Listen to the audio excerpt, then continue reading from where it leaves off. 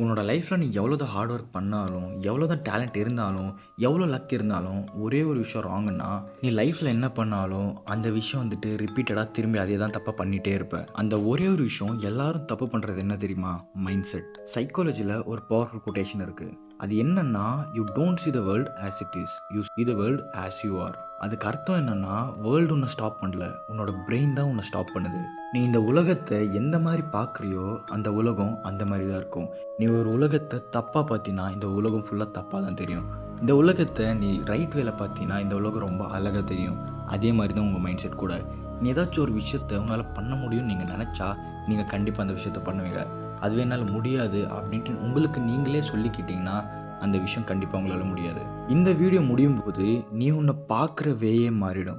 So வாங்க வீடியோக்குள்ளே போகலாம். இங்கே சைக்காலஜி என்ன சொல்லுதுன்னா, நம்ம பிரெயின் கேமரா இல்லை, அது ஒரு ப்ரிடிக்ஷன் மிஷின். அது ரியாலிட்டியை பார்க்காது, அது பிலீவ் பண்ணது, ப்ரூவ் பண்ணது, இந்த மாதிரி எல்லாருமே கண்டுபிடிச்சது தான் நமக்கு தேடி சொல்லும். அதாவது இப்போ ஒரு குரூப் ஆஃப் பீப்புள் இருக்காங்க, அவங்கள ஒரு டீச்சரோ யாரோ ஒருத்தங்க ஒரு பர்டிகுலர் கொஷின் கேட்குறாங்க.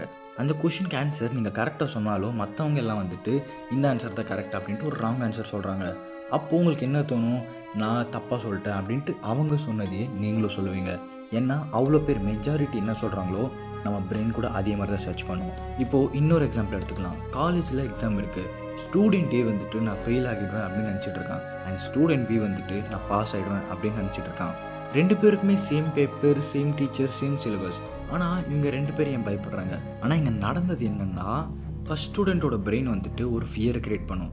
அண்ட் செகண்ட் ஸ்டூடெண்ட்டோட பிரெயின் வந்துட்டு ஒரு சொல்யூஷன் க்ரியேட் பண்ணும். ஏன்னா இது நம்மளால் முடியும் அப்படின்ட்டு அவனோட பிரெயின் அவங்ககிட்ட சொல்லிட்டு இருக்கோம். அண்ட் ஸ்டூடெண்ட் ஏ பிரெயின் வந்துட்டு இது நம்மளால் முடியாது, படிக்காத, விட்டுரு அப்படின்ட்டு ஃபெயில் ஆக விட்டுரும். ஸோ இதே மாதிரி தான். ஏன்னா நம்மளோட பிரெயின் வந்துட்டு ஃபேக்ட்ஸை ஃபாலோ பண்ணும், அது நம்பிக்கையை ஃபாலோ பண்ணும். இப்போது நிறைய பேர் வந்துட்டு கடவுளை பார்க்கலன்னுவாங்க. சில பேர் வந்துட்டு அதை நம்புவாங்க கூட, ஏன்னா அது ஃபேக்ட். ஆனால் அதுவே வந்துட்டு இப்போது நிறைய பேர்கிட்ட போய் பாருங்கள், கடவுள் இருக்காங்களா இல்லையா அப்படின்னு நீங்கள் நம்புறீங்கன்னா அவங்க வந்துட்டு கண்டிப்பாக இருப்பாங்க அப்படின்னு சொல்லுவாங்க. ஏன்னா அவங்க வந்துட்டு அதை நம்புகிறாங்க, அவங்க வந்துட்டு பிலீவ் பண்ணுறாங்க. பட் எனக்கும் ஆக்சுவலாக தெரியல கடவுள்கள் இருக்காங்களா இல்லையான்ட்டு. பட் அவங்க சொல்கிற விஷயம் எல்லாமே கரெக்டாக தான் இருக்கும். பிரெயின் வந்துட்டு எப்போவுமே ஃபேக்ட்ஸை நம்பாது, அது வந்துட்டு நம்ம எதை பிலீவ் பண்ணுறோமோ அதுதான் நம்பும். நீங்கள் ஏதாச்சும் என்னால் முடியாது அப்படின்னு நினச்சிங்கன்னா உங்களோட பிரெயின் வந்துட்டு நான் வீக்கு அப்படின்ட்டு ஒரு வீக் ஆக்ஷன் தான் எடுக்கும். என்னால் பண்ண முடியாது அப்படின்ட்டு அது வந்துட்டு ஒரு வீக் ஆக்ஷனை ப்ரொடியூஸ் பண்ணும். சைக்காலஜியில் ஒரு விஷயம் இருக்குது, அது என்னென்னா செல்ஃப் புல்லிங் ப்ராசஸி சொல்லுவாங்க. அதுக்கு அர்த்தம் என்னென்னா, நீ பிலீவ் பண்ணுற விஷயம் கொஞ்சம் கொஞ்சமாக ரியாலிட்டி ஆகிடும். ஏன்னா நீ ஒரு விஷயத்தை நம்பும்போது அந்த விஷயம் வந்துட்டு கொஞ்சம் கொஞ்சமாக இது வந்துட்டு உண்மையாகவே ஆகிடும். இப்போ ஒரு பொண்ணு இல்லவே இல்லை, சரிங்களா? அந்த பொண்ணை வந்துட்டு உங்கள் ஃப்ரெண்ட்ஸ் கிட்ட சும்மா க்ரியேட் பண்ணுறீங்க, இந்த மாதிரி அந்த பொண்ணு என் கேர்ள் ஃப்ரெண்ட் அப்படின்ட்டு சொல்கிறீங்க. ஸோ கொஞ்ச நாள் போக போக போக போக வருஷ கணக்கில் இந்த மாதிரி நடந்துச்சா, இந்த மாதிரி இருக்கா அப்படின்ட்டு உங்களுக்கே கொஞ்சம் அந்த மாதிரி ரியாலிட்டியை நடந்த மாதிரியே இருக்கும். நீங்கள் உண்மையை மறந்துட்டு நீங்கள் என்ன சொன்னீங்களோ அதுக்கே ஸ்டக் ஆகிடுங்க. ஏன்னா அது வந்துட்டு ஒரு பழைய மெமரி. அந்த பழைய மெமரி கூட கொஞ்சம் கொஞ்சமாக இந்த கிளிச் ஆகி வரும் பார்த்தீங்களா, அந்த மாதிரி தான் இருக்கும். அந்த கிளிச் டைமில் நம்ம ஏதாச்சும் ஒரு விஷயத்தை தப்பாக சொன்னோன்னா அதுதான் உண்மையாகிடும். இப்போது நீ டெய்லி வந்துட்டு எனக்கு லக் இல்லை, என்னால் முடியாது, நான் ஆவரேஜ்ன்ட்டு சொல்லிட்டே இருந்தால் உன் பிரெயின் என்ன பண்ணும், அதை ப்ரூவ் பண்ண சிச்சுவேஷன்ஸ் க்ரியேட் பண்ணும். இப்போ உன்னால் முடியாது, நீ ஆவரேஜ் ஸ்டூடெண்ட்னா ஃபார் எக்ஸாம்பிள் நீங்கள் படிக்கிறீங்க, உங்களுக்கு எக்ஸாம்பிள் மார்க் வந்துட்டு ரொம்ப ஆவரேஜாக வந்துச்சு. ஸோ அந்த டைமில் உங்களோட பிரெயின் எந்த மாதிரி க்ரியேட் பண்ணுன்னா, கரெக்டு தான், நான் ஆவரேஜ் ஸ்டூடெண்ட் தான், நான் இங்கே தான் இருக்கணும் அப்படின்ட்டு ஒரு சிச்சுவேஷனை க்ரியேட் பண்ணோம். இப்போ நான் இன்னொரு எக்ஸாம்பிள் கூட சொல்கிறேன். இப்போ நீங்கள் ஒரு இன்டர்வியூக்கு போகிறீங்க. அந்த இன்டர்வியூக்கு போகிறதுக்கு முன்னாடியே நீங்கள் வந்துட்டு என்ன இன்டர்வியூவில் ரிஜெக்ட் பண்ணிவிடுவாங்க அப்படின்ட்டு நீங்கள் ஃபெயில் ஆகி டிசைட் பண்ணிட்டு போகிறீங்க. அப்போ வந்துட்டு உங்களோட பாடி லாங்குவேஜ் எப்படி இருக்கும்? ரொம்ப வீக்காக இருக்கும், கான்ஃபிடென்ட் ஜீரோவாக இருக்கும், வாய்ஸ் ஷேக் ஆகும்.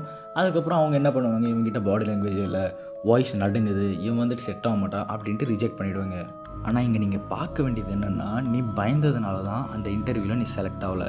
ஏன்னா அதுவே வந்துட்டு நீ வந்துட்டு எப்படி இன்டர்வியூக்கு போவேன், செலக்ட் ஆனால் ஆவேன் இல்லைன்னு அப்படின்ட்டு ஒரு கான்ஃபிடென்ட்டோடு போனீங்கன்னா, இந்த இன்டர்வியூவில் எனக்கு இன்னொரு இன்டர்வியூ இருக்குது அப்படின்ட்டு ஒரு கான்ஃபிடென்ட் ஆப்ஷன்ஸ் வச்சு போனீங்கன்னா நீங்கள் பயப்பட மாட்டீங்க. ரொம்ப கான்ஃபிடென்ட்டாக போய் பேசிவிட்டு செலக்ட் ஆகிட்டு வந்துடுவீங்க. And most of the people என்ன பண்ணுவாங்கன்னா, கோல்ஸை சேஞ்ச் பண்ண ட்ரை பண்ணுவாங்க. பட் சைக்காலஜி சொல்கிறது என்னென்னா, கோல் சேஞ்ச் பண்ணுறதை விட ஐடென்டிட்டி சேஞ்ச் பண்ணு. இந்த ரெண்டுத்துக்கும் டிஃப்ரென்ஸ் என்னென்னா, நான் ஜிம் போவேன் அப்படின்னு சொன்னீங்கன்னா நீங்கள் ஜஸ்ட் ஜிம் போவீங்க, அவ்வளோதான். அதுவே வந்துட்டு ஐடென்டிட்டி என்ன பண்ணுன்னா, நான் ஹெல்த்தி பர்சனாக இருப்பேன், நம்ம எதுக்கு ஜிம்முக்கு போகிறோம், நம்மளோட உடம்பை நல்லா பார்த்துக்கணுன்ட்டு. அதுவே உங்களோட ஐடென்டிட்டி என்ன பண்ணும், ஜிம்முக்கு போகிறது மட்டும் இல்லாமல் நான் வந்துட்டு ரொம்ப ஹெல்த்தியான பர்சனாக இருப்பேன் அப்படின்ட்டு காட்டும். அப்புறம் வந்துட்டு ஃபார் எக்ஸாம்பிள் இன்னொரு எக்ஸாம்பிள் சொல்கிறேன். உங்களோட கோல் வந்துட்டு நான் படிப்பேன் அப்படின்னு சொன்னீங்கன்னா, உங்களோட ஐடென்டிட்டி என்ன சொல்லணும்? நான் வந்துட்டு ஒரு லேர்னர் அப்படின்னு சொல்லணும். இப்போ இங்க என்ன சொல்லுதுன்னா, நான் படிப்பேன் அப்படின்றது வந்துட்டு, நான் படிப்பேன், நான் வந்துட்டு ஜஸ்ட் ஒரு ஸ்டடி பண்ற ஆளு, நான் ரீட் பண்ற ஆளு அப்படின்ட்டு ஒரு அர்த்தம் போகும். அதே வந்துட்டு உங்களோட ஐடென்டிட்டி என்ன பண்ணும்னா, நான் வந்துட்டு என்னது நான் ஒரு லேர்னர் அப்படின்னு சொன்னா, நான் படிப்பாளி, நான் படிப்பேன், டாப்பரு அந்த மாரி சொல்லும். இந்த மாரி நீங்க மாறணுன்ட்டு அந்த ஐடென்டிட்டி குடுக்கும். கோல்ஸ் வந்துட்டு டெம்பரரி, ஐடென்டிட்டி வந்துட்டு பெர்மனன்ட். அதான் நான் சொல்றது என்னன்னா, நீ டெய்லி வந்துட்டு நான் லேசி, நான் சோம்பேறி அப்படின்னு சொன்னா, உன்னோட பிரெயின் எப்பவுமே ஒரு ஆக்ஷன சூஸ் பண்ணும். நீங்க எந்த மாரி ஆக்ஷன் சூஸ் பண்ணணும்னா, நான் லேசி அப்படின்னு சொன்னா, எது ரொம்ப வேலைக்கு ஏத்த மாரி ஒரு சோம்பேறிக்கு என்ன வேலை தேவையோ, அந்த மாரி வேலைய ஒரு சூஸ் பண்ணும். இப்போ எல்லாருக்குமே தெரிஞ்ச மாரி ஒரு ஒரு ஃபில்டர் இருக்கு உங்களோட பிரெயின்ல. அது வந்துட்டு ஆர்ஏஎஸ் சிஸ்டம்னு சொல்லுவாங்க. அது எப்படின்னா, ரெட்டிகுலர் ஆக்டிவேட்டிங் சிஸ்டம். அது என்ன பண்ணும்னா, நீ ஒரு இம்பார்ட்டன்ட்னு நெனச்ச திங்க அத நோட்டீஸ் பண்ண ஆரம்பிப்ப. ஃபார் எக்ஸாம்பிள், நீ ஒரு ரெட் பைக் வாங்கணும்னு டிசைட் பண்ணா, சடனா பாருங்க ரோட்ல இருக்கிற எல்லாமே ரெட் பைக்கா தான் தெரியும். அதுக்கு முன்னாடி எல்லாமே நார்மலா இருக்கும். ஏன்னா அதுக்கு முன்னாடி எப்படி இருக்கும்னா, இப்போ வந்துட்டு ரெட் பைக் இருந்தாலும் சரி, உங்களோட பிரெயின் இக்னோர் பண்ணிடும். சரி ரெட் பைக் தானே அப்படின்ட்டு இக்னோர் பண்ணிடும். ஆனா அதுவே பாருங்க, நீங்க ரெட் பைக் வாங்கணுன்ட்டு நெனச்சு டிசைட் பண்ணி, உங்களோட பிரெயின்குள்ள நோட்டீஸ் பண்ணி வச்சிருந்தீங்கன்னா, உங்கள சுத்தி எல்லாமே ரெட் கலராவே தெரியும்.